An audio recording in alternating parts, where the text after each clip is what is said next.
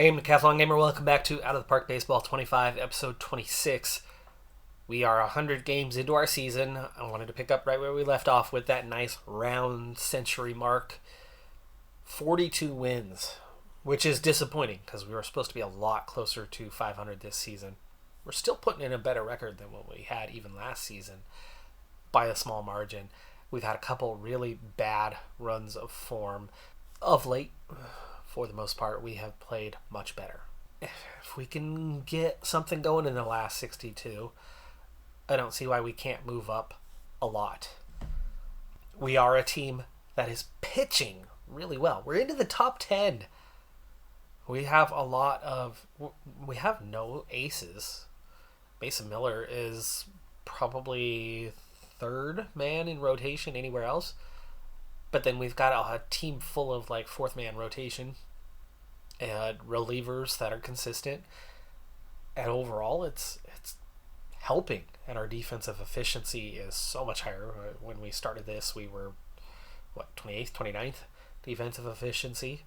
As I've changed bats out, one of the things I've looked for is better gloves. And while we have not improved significantly offensively, I mean, we've been either dead last or 29th each of the last couple of years. This year we're 26th. It's like we're competitive. Just competitive. But we definitely improved the glove side, which is really helping the defensive side. We're poised to do more. Right now, we are comfortably ahead, 5, 6, 7 games ahead of the 3 teams behind us in our league alone. And when you look at what is another 5 games going to do for you, I mean, that's the Tigers. There's 5 teams above us within that 5-game realm. Over in the National League, there's 3 teams in that realm. Add one more game to that, there's a couple more teams. Add a few more games to that, like you're almost to the playoff zone. We're not. We're in a place that we haven't been in the last couple of years, where we've been going like, hey, let's get that odds-on first pick. But be good, be competitive, right? That was last year. That was just last season, where it was like we wanted to get competitive, but we didn't want to overtake teams. This year, I'm eager to overtake teams. We've overtaken the bottom chunk, and by a healthy margin. We're not in that group anymore. And we've reached the average teams, but we're a hair below them right now. And I don't think that we necessarily are. I think we are a team that can get into the middle of that group. Not to the front of that group or anything. But let's play those last 62 and see what we can do. I can't seem to go more than a few days without major injuries. It hasn't even been a week. It's the 1st of August. J.P. Crawford is now out for the next few months. Coming up in his place, free agent signing Jeremy Pena, who had a really poor spring training and ended up finding himself at AAA, where he's redeemed himself, hit 278 there, and has now earned the call-up. Now, he's a great second baseman. Not a good third baseman, but he is a decent shortstop. And shortstop Nick Allen is just really not good enough. He's not good defensively. He's not good with the bat. So bringing in at least a decent defensive option here in Pena, though he doesn't have a great arm. That's part of the reason why he's fantastic at second, but not great at short.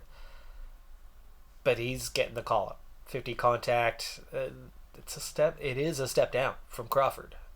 As much as Crawford is like, hey, $11 million, we need to let you go when your contract expires at the end of the year. Still serviceable, starter for us anyway. Quality. $1.6 million for Pena, not very expensive. As he's been in AAA for most of the year, it shouldn't make him too expensive. He's 28 right now, and he's about to make his debut for us after 4 years in Houston, where he was, backup level. But somehow putting up a couple wins above replacement each year. 4-2 in the last 6 games, and we actually find ourselves moving up a spot. We're ahead of Houston now. We've even moved ahead, finally, of our first National League team, Pittsburgh. So we're up 2 spots. Pittsburgh's got the worst pitching staff, but a good... They have the opposite problem that we have, right? They can hit the ball, but they can't stop other teams from scoring. Houston this year, similar, and not really good in either direction. I mean, we should be above them. We've got the 8th best defense now, up a spot from where we were. Things are going absurdly well. Over that last little stretch, we've gone 12-3 in 15 games through the first half of the month of August. 54-63 now. We'll check in on the standings in a moment. Great run happening here. We've had 2 injuries, though, in this 2+ weeks. First off, Christopher Morrill. It was more of a day-to-day. It was about a 1-week thing, so we did not put him on the injured list. He's back. He's healthy again. But now we've added Dylan Coleman, calf strain. Now we're only talking 2 to 3 weeks here, so nothing bad, nothing serious. But it is good to see him out for a little bit. But I think that's finally the perfect path, because one of our 5 long-term injured players has finally recovered, and that was Jose Suarez, who was the other big off-season signing for us. We didn't end up with either of our 2 guys, or I guess we had 3.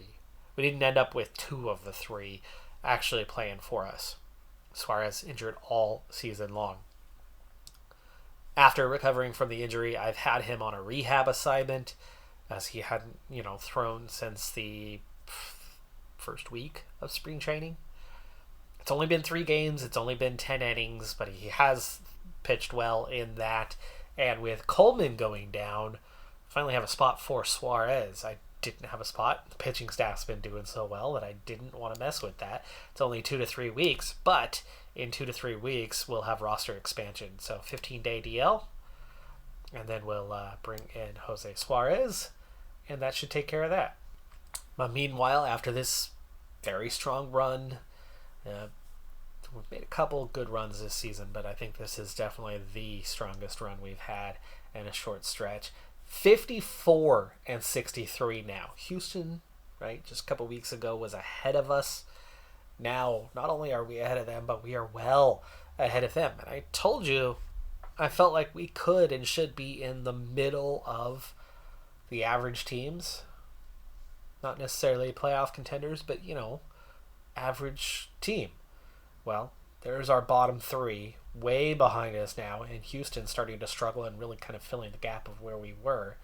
But now we're ahead of Tampa, Detroit, and Chicago. Wow. Yeah, actually, yes, Chicago as well, half a game ahead of them, and why not? 18th in offense, 22nd in defense.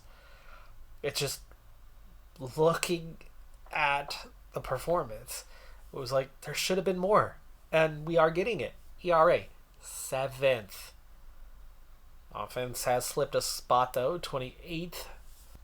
But yeah, 54-63. What a progression. We're ahead of Milwaukee, Pittsburgh, and Philadelphia now as well, and very much in kind of the average territory of the National League. I really didn't think we would contend for anything this season. I just was hoping for a better record, and right now that's where we're at, and that's probably fine. But suddenly one good streak, and it's like, wait, we're not far. We're not far from the wild card, because look at this. You got the Rangers and the Red Sox for the first 2, and oh my, they are good. But then look what happens after that. The 3rd wild card spot, Cleveland's 58-59. They're a 500 ball club. We're only 4 games now. Right now. The streak could end at any moment. But we're only 4 games out of the last wild card spot at this point. It's just keep piling it on. We've had so many injuries this season. Just a couple days forward of where we were. And Carlos Hernandez, our closer, sprained ankle. Substantial, but day-to-day. Urias, 2nd injury of the year. Wrist soreness, moderate, day-to-day. 2 weeks, though. And he's still only hitting 221. What the heck? Another week gone by, and we are continuing the upward direction. 8-2 in our last 10. We've won just a couple straight, but now we're only 1 game behind the Angels. And only 3 games behind Cleveland. Where the heck did this come from? I don't know, but I'm loving this. Absolutely loving this. We got a team now. 2022, where the team did their Moneyball thing and then had to sell off and go back to the starting board. 60 wins in 2022. We have 59 right now. Had plenty of season left to play. A year later, it was 50 and 112. That's where we took over. 59, 103. We have 59 right now, and 65. Then a year ago, we got it up to 66 wins. We are just 7 away from that right now, and this is a nice upward trajectory. It's not what they had back here, though. But going from 463 in a 75-win season, it's not that much to ask the team to go win some ball games. And they certainly did. I mean, 2 straight seasons with 97 victories. And then, the shortened 2020 season with 36 and 24. Suarez injured again, out for 5 to 6 weeks this time. Partially torn labrum. It's 1 week until Dylan Coleman is ready to come back. It's also only a few days until we enter September. So we are definitely going to look to fill that void. Urias still hurt 2 days until he's healthy. Reyes, sore Achilles tendon, 2 days till he's healthy. Hernandez is back to full strength, but kind of a rough stretch. It's amazing we're doing this, that we're getting these wins despite the sheer amount of injuries we've had this year, especially to key players, including Zach Geloff and Crawford have been out for most of the season. Geloff's still got 7 to 8 months before he's going to come back. Having a hard time finding a replacement that I want to bring in from AAA. Francisco Perez, I think, is our guy. He was in the bullpen last year with a 4.84 ERA. He wasn't great, but he was consistent. He was decent.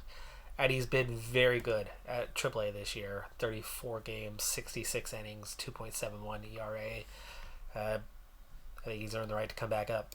September 1st, 2 spots open up on the active roster. Expands from 26 to 28. Now, Dylan Coleman is due back any day, anytime. He is not recovered yet, but he's due back anytime. 1 spot is 100% his. That expands 1 on the pitching staff. I'm going to look and see in particular if there's any positions, if there's any bats. We had those couple guys that were hurting. We had a few guys that were hurting. They're all healthy again. But is there a position where we're doing particularly poorly? And is there somebody at AAA level that could maybe come in and help us win a few games? I'm looking to see what the team can do this season. Regular lineups these days. Christopher Morrell hitting leadoff? Oh, that's a strange one. Why would you want a 222 batting average with a 276 on base as your leadoff guy? Right? He's a number 5 hitter. Reyes, there's your leadoff guy. Denzel Clark, 3rd. Matievich, Urias, 9 home runs all season, just 39 RBI. What's he doing batting 5th? Vientos, Langoliers, Armenteros in the lineup, and Jeremy Pena. So far, hitting just 212. 1 homer, just 8 RBI, but at least he's offering us a good glove. All right, player-by-player breakdown. Jeffers has been terrible, but I do not have a catcher to replace him. Langoliers is getting a lot more at-bats, a lot more games, but he's only hitting 211. Catcher has become a serious weakness. Matievich is doing okay. Vientos is doing okay. Pena, not great. But again, he's filling that void. Morrell's not doing great, but he's got 31 homers and 58 RBI, and for that, he is doing pretty well. That batting average stinks, but that slugging percentage is really helping us out. Urias, he's currently playing that shortstop. I'm surprised Pena is not the one playing shortstop. Urias not how I would have done that. Guy with 40 defense. Robles hitting just 202 and not providing much defense. Hernandez has been okay. I think Robles is a bit of an issue. But I do have 5 outfielders. It's the infield, especially with one of them hitting his DH, Matejevich. It's the infield that needs depth. So getting the call-up, Joey Loperfido. Loperfido was involved in a trade with Houston back in March. He has been pretty strong at AAA. His whole history is AAA, though. He has not had Major League history until right now. Contact, well, we're looking at kind of average rating, right? So we don't know everything for sure. But contact 50, gap power 55, eye 50. He's just an average hitter. But he's been having a heck of a season, hitting 314. 407 on base, 638 slugging. He's got an OPS over 1. And at first base, he's a 70. He's strong positional rating, though not a ton of range, but he does have flexibility, can play a little bit of everywhere. I mean, he can even play in the outfield, so we'll see how he does. He was already on my 40-man. We had our first bench-clearing brawl of the season. Mitch Spence is suspended. At the moment, the 90-win Mariners are really putting us in our place, and we are dropping back down. This is kind of our first little bad run of form here in a while. Fortunately, the Angels are kind of dropping right with us. Love to continue that ascendancy and, get back above them, get back into that third place, and climb back up. But we are now 10 games below 0. Dylan Coleman still calf strain, has not returned. It's been another week, and he is still not healthy, so we're still waiting on that one.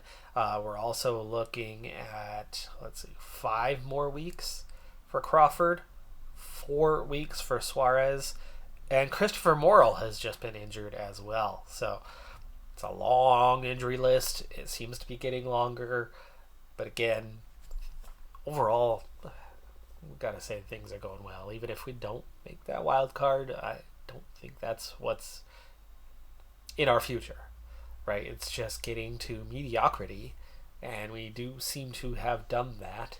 We're falling back off cloud 9 a little bit. The offense is down, a little cold. Defense also down a little bit, back down to 9th. But it's so good to see our minor league system also doing well.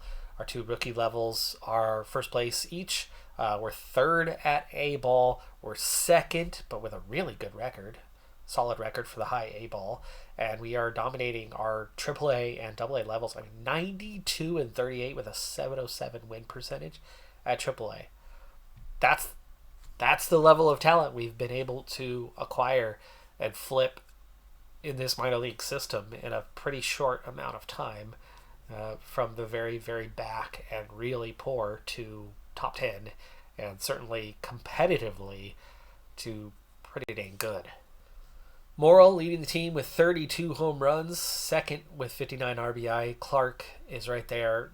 Again, I don't understand this lineup at the moment, what the manager is thinking. Really don't understand what the manager is thinking, as Joe Boyle has been moved. He's got 45 stamina. I mean, it's not terrible, but he's been moved from our closer, where he's been really good, to the starting lineup. That he's going to pitch, our next game here. But then Jack Cushing in his place has 17 saves. Okay, fine, that's a decent number. But he's got a 6.79 ERA. He's not that consistent at the role. Obviously an interesting choice. When you have, long reliever kind of guys who are putting up, look at that, Basso, 97 record. 114 innings, 4.24 ERA, and Eric Marinez, who's 8-1 in 56 innings with a 3.2 ERA. What those two have managed to achieve this season, and literally the one guy who's really struggling is serving as the closer right now. The only guy who's higher than a 5.0. I don't know. Manager's discretion. All right, folks. Well, we're definitely getting closer to the end of the season. We've played 136 now of 162. So one more episode should get us there to that end of the season. We're into September. We're close, folks. We are close to being a proper competitive team. But the challenges going forward into future seasons still includes the fact that we have no budget. It's going to be really hard to maintain, hold on to players as they get good. You got to give them up. But as we get better, trade capital increases. And so even if we find ourselves in that scenario where you have to move on from players, you have capital. You have something that you could get something in return. And where we've had a hard time, the phase A, phase B movement to bring in young talent, and quite a bit of that young talent's now part of our team. The process gets a little easier when you have something valuable to trade. Mason Miller is one of those kind of pieces where I think he might have to go soon. He's good. We love him. He's still only 3-9. Doesn't know how to win games very well. He just doesn't give up a ton of runs. Gives us chances. But it seems like the bats kind of let him down when he's on the mound. They're like, oh, it's our ace. And he's not going to give up very many runs. Whew. And then they go out and get shut out. All right, folks. Well, that's going to do it for this episode on Decathlon Gamer. Like, comment, subscribe, and I'll see you next time. Have a good one. Be safe out there. Bye for now.